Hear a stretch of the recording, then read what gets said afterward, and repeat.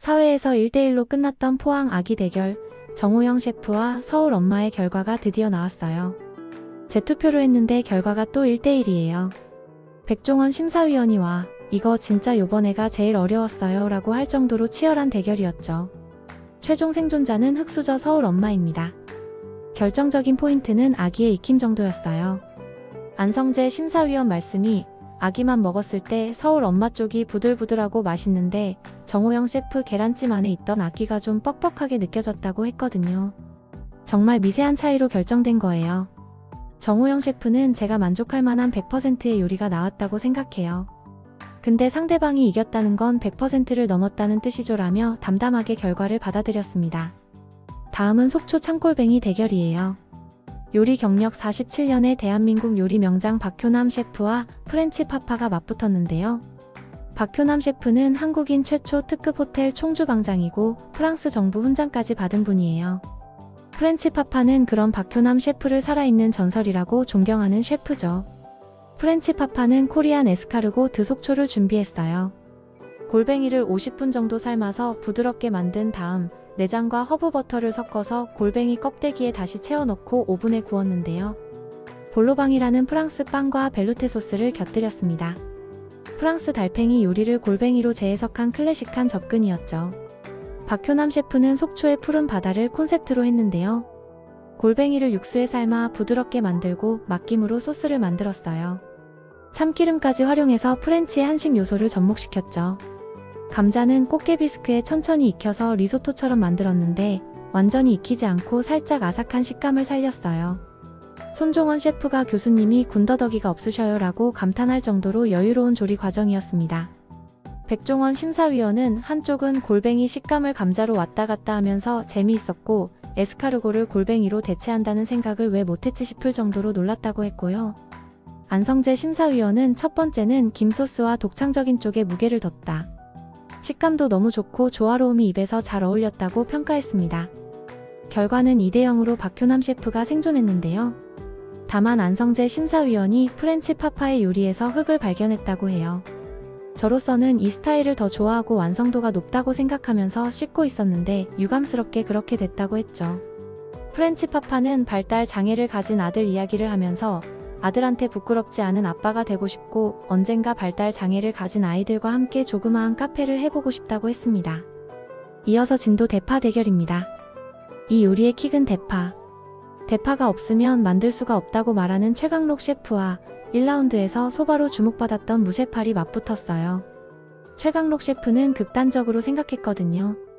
이 세상에 대파만 있다면이라면서 대파로 할 수 있는 모든 조리법을 한 그릇에 담았어요. 대파를 볶아서 육수를 내고 삶아서 또 다른 육수를 내고 두 가지를 섞어서 대파 달걀찜, 일본어로 자완무시라고 하죠. 그걸 만들었어요. 대파를 굽고 조리고 줄기를 채쳐서 튀긴 것까지 토핑으로 올렸고요. 마지막에는 성게알까지 활용했는데 대파랑 성게알이 가열했을 때 비슷한 단맛이 난다는 발상이었습니다. 시식할 때 3개의 스푼으로 단계별로 드시게 해서 한 가지 음식으로 여러 느낌을 받을 수 있게 설계했어요. 무쇠팔은 대파의 본연의 맛에 집중했어요.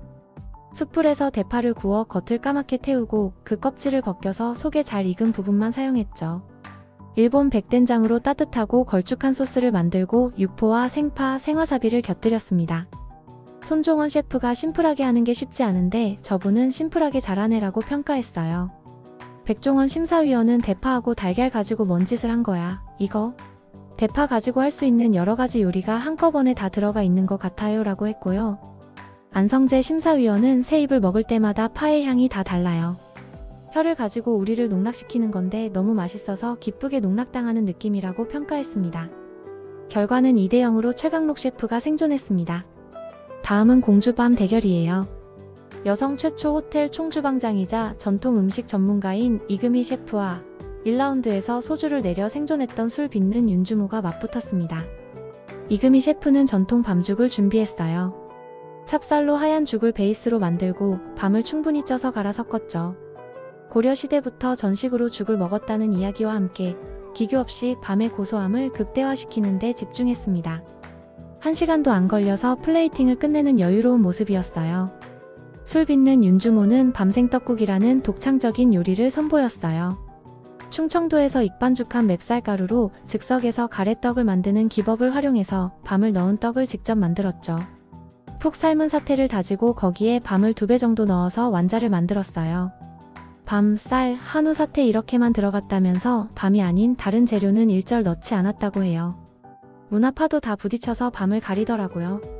백종원 심사위원은 충청도 생떡국 해보신 적 있어요? 없어요? 깜짝 놀랐어요. 밤 자체가 향이 약해서 고기가 확 잡아먹을 수 있는데 위험한 짓을 하신 거예요 라고 했고요. 안성재 심사위원은 첫 번째는 기본에 충실하고 맛있다고 생각했는데 두 번째를 먹고 솔직히 충격적이었어요.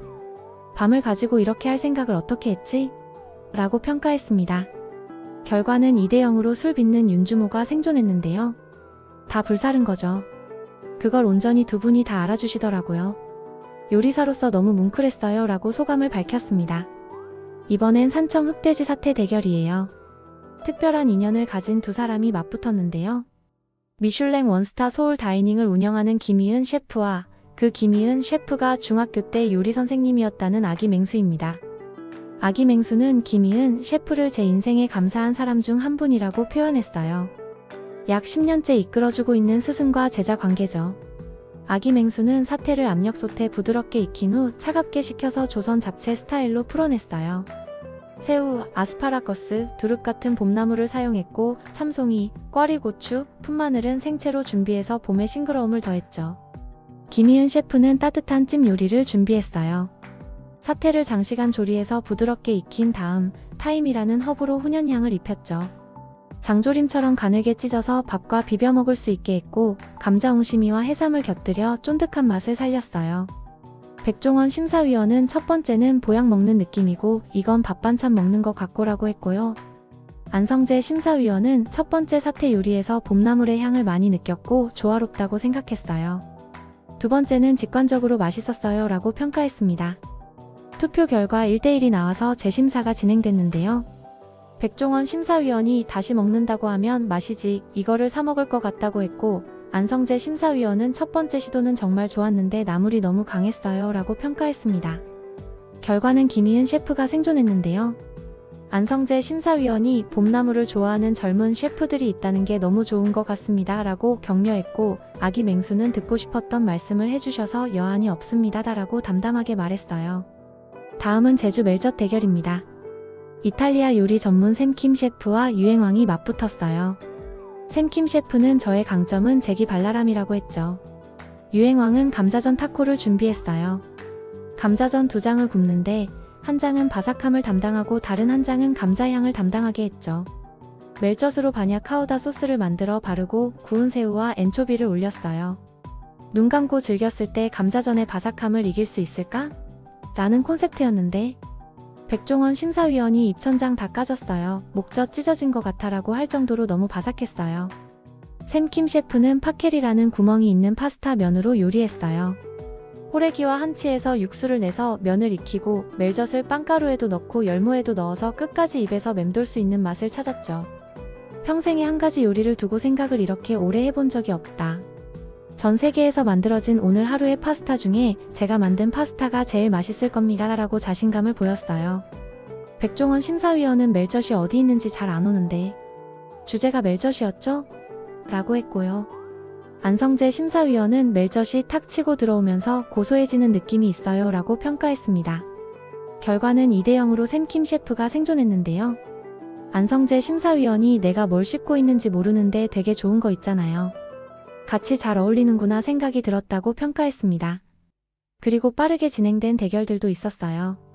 증평 돼지 껍데기 대결에서는 중식 마녀와 스웨덴 출신 제니 월든이 맞붙었는데요.